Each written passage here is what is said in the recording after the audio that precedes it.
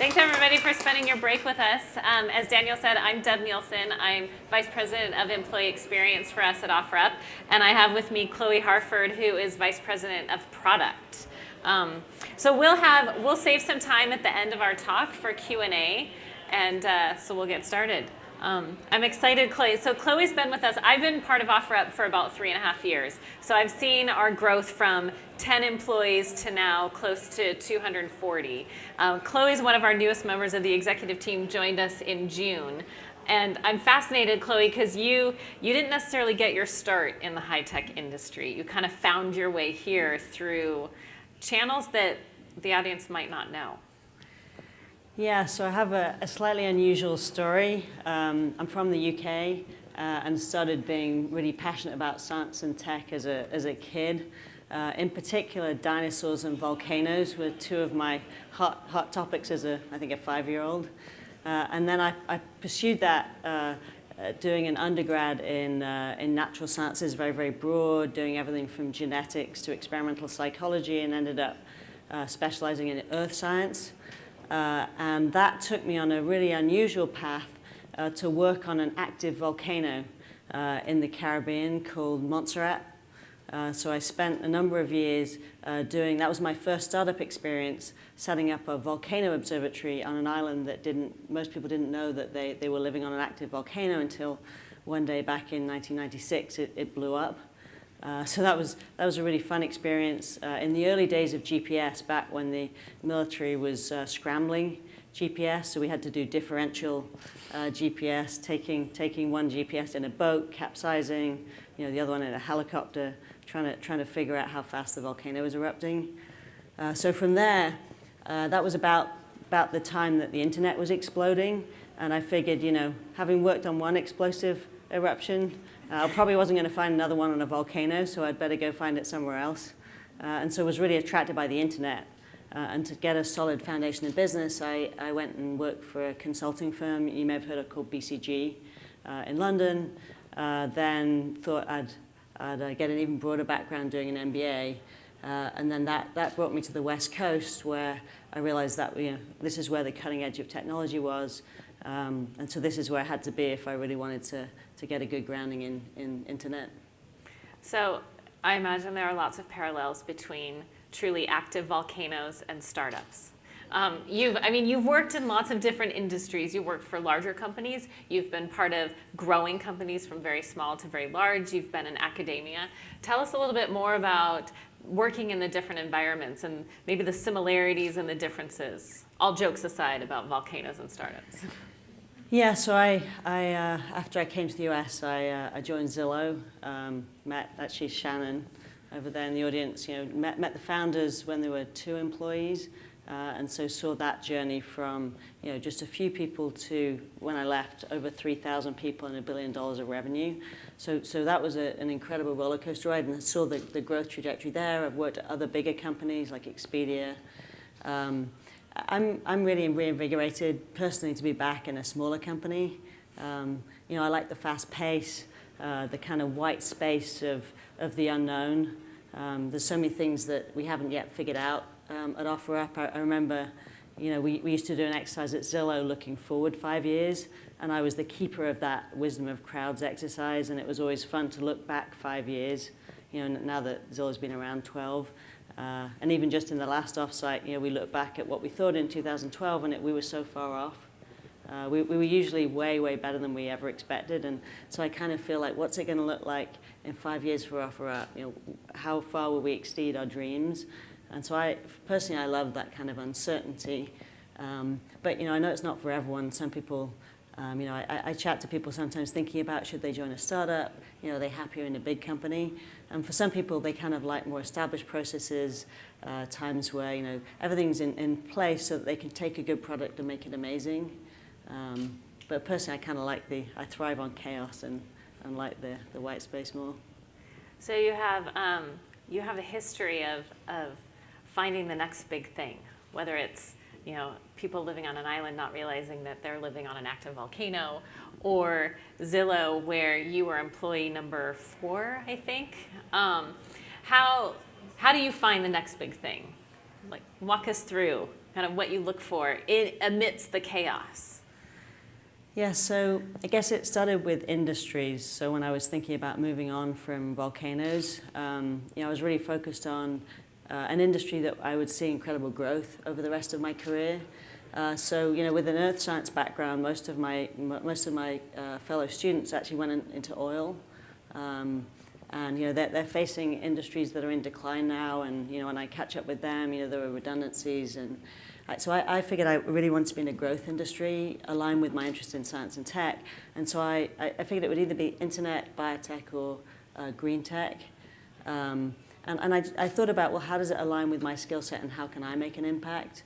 And I figured, the kind of constant experimentation of the internet, the fast pace. I tried working for biotech for a while, actually, and did strategy for GSK, but realized that, I could have really great ideas, but then it would take 15 years for the scientists to come up with, how to execute on that. So the internet for me was, a fantastic playground where you can have an idea one day and literally, a couple of days, couple of weeks later, you can get a team on board to try it and ship it. And that's what's always been exciting to me. So when we met back in May, I think, when we first started talking to you about OfferUp, you shared with me when I asked you, what's been your experience using our app? And you said, well, I have to admit, I'm a bit of a hoarder. So what, and I mean, how many of you, we're all a little bit of a hoarder. What was it that helped kind of get you over the line, so to speak, of, well, I have all these things and I like to keep them for just in case, to, hey, I'm going to use this app, this OfferUp app, and I'm going to really jump in with both feet and sell my things?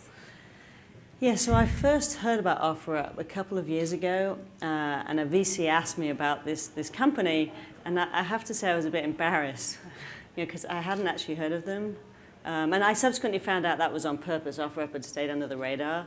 But still, I had to give the excuse, well, I live in Seattle, and I think they're in Bellevue, and it's really different, the other side of the lake. So, but then I quickly kind of thought, well, I better find out about this hot startup this VC is asking me about. So I started doing a little bit more research, and I wasn't looking to leave Zillow. I really loved Zillow, and it was a really hard company to decide to leave. But I did think, well, I would love to know the other cool companies to keep track of in the area. If I ever did want to move, what would that look like? And maybe I could, chat with them anyway and help out in some way. And it was funny, I'm kind of analytical person, with my science background. And so I had a spreadsheet, of various cities in the world that I thought I could live in and what the hot companies might be. I downloaded some data, and I kind of went through every line of the Seattle one. We're kind of an enterprise, a lot of enterprise things here, and I'm really passionate about consumer internet. And I kind of highlighted this line, OfferUp, that this VC had mentioned to me. I thought, oh, shame I don't know anyone there. And I kind of, filed that spreadsheet away. And then it was, a year later or something, I heard about this role, this opportunity at OfferUp. And I kind of thought, well, I better actually check it out and try it out. And so by that time, actually, I had more stuff accumulating, a couple of young kids, starting to need to discard things. And so once I tried it out, I realized it was just so simple. You can buy and sell in just a click. That actually I thought it was worth a conversation with the team, and I realized that the team had really got onto something, even though they'd been under the radar, and really built something amazing. So at OfferUp, when I first joined, one of our co-founders used to describe OfferUp not as an app. We're not building an app, we're building an experience. So I understand that you have a member of your family, a very young member, that had an experience with OfferUp early on. Yeah, so I have a 4-year-old, and we were starting to have issues with him wanting to buy everything every time we went to a store. So the concept of money he hadn't really come across before. So there's a New York Times best-selling book that talks about different jars: save, spend, share. And I still haven't read the book, but I got that far. That's what the cover of the book says. So this is a couple of months ago. We got the jars, and he had enough in a jar to make some sound. And he said, "I want to buy something. I want to make my first purchase. I want to buy Mr. Potato Head from Toy Story." okay, I don't think you've got enough money for that. So we looked on Amazon, and yeah, he didn't have enough money. He had $3.51. And so he'd heard that I worked for OfferUp. And so he'd seen me buying some stuff, to use the product, and he'd actually been the beneficiary of all these toys because that was the best thing I could think I needed to buy. And so he said, can we look on OfferUp?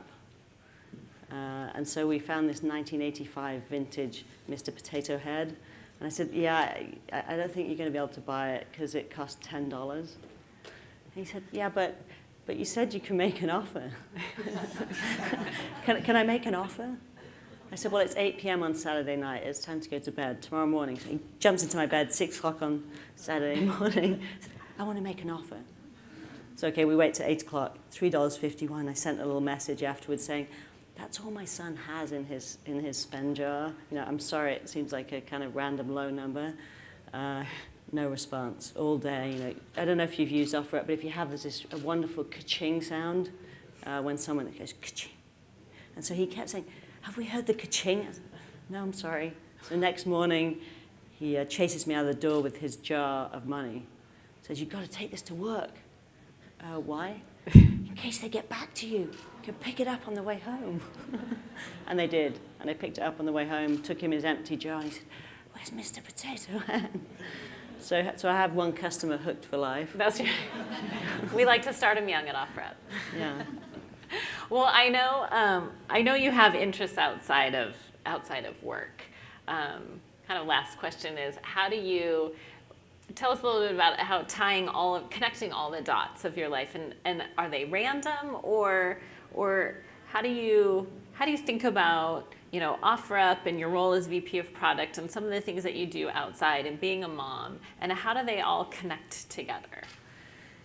Yeah, it's a good question. I was reading that Steve Jobs quote the other day about, you can only connect the dots looking back, not looking forwards, and I think I really relate to that. I've always followed my passions, both at work and not at work, and sometimes I can't really tell the difference. So some of my outside passions are kind of very much tied to some of my passions at work with the outdoors. So my first choice of PhD would have been colder mountains in the Andes with snow, but I settled for a volcano, kind of a hotter mountain. So I've always been passionate about mountains, and so when I came to Seattle, one of the things that drew me here was the mountains and the 5 volcanoes. So I kind of continued to pursue those passions, climbed the 5 volcanoes in the first couple of years. I had to join the Mountaineers. You may know it's a local nonprofit to do that. And so as I was pursuing these parallel passions, eventually they kind of collided. And so one day I was asked to join the Mountaineers board. And so I've been involved with them for the past 10 years or so. First, they have a big publishing arm, Mountaineers Books. We publish about 30 books a year, some of the best-selling outdoor books in the industry. And then there's also a big arm. We have 12,000 members and organize activities, especially with all these new tech people coming to town. There's an incredible appetite to help people get outdoors safely. And people who get outdoors safely then help protect the outdoors. And they might need to buy things for the outdoors. Yes. Yes. I hadn't thought about that connection. And then, similarly, one day I was, I was interested in getting more involved in boards, and I was really fortunate enough to be introduced to Sally Jewell, who was the CEO of REI at the time. Subsequently went on to be Secretary of the Interior, and she was looking for some younger, more tech-focused people to join the board of REI. And so I was lucky enough to have the opportunity to serve on their board as well. And so, I hadn't planned any of those things. But it seems like, if you follow your passions, the dots kind of connect. Nice.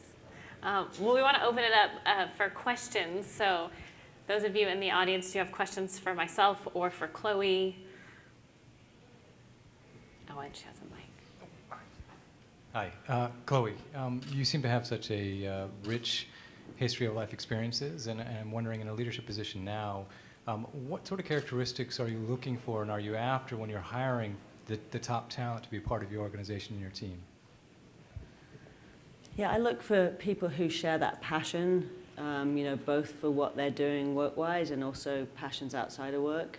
And I often see that in terms of excellence. They've achieved excellence both inside and outside of work. They're usually insanely curious, both about work-related and work-related stuff. And then one kind of litmus test that I often, think for myself about, and I asked the team. In fact, we were having a conversation like this yesterday about a candidate. Is in a different world, would I be excited to work for that person and join their team? And that's usually my litmus test. If I say yes, then they're usually a really strong hire. And if it's no, then even if they're an early stage, entry-level position, you can usually see some spark that tells me there's going to be great things ahead.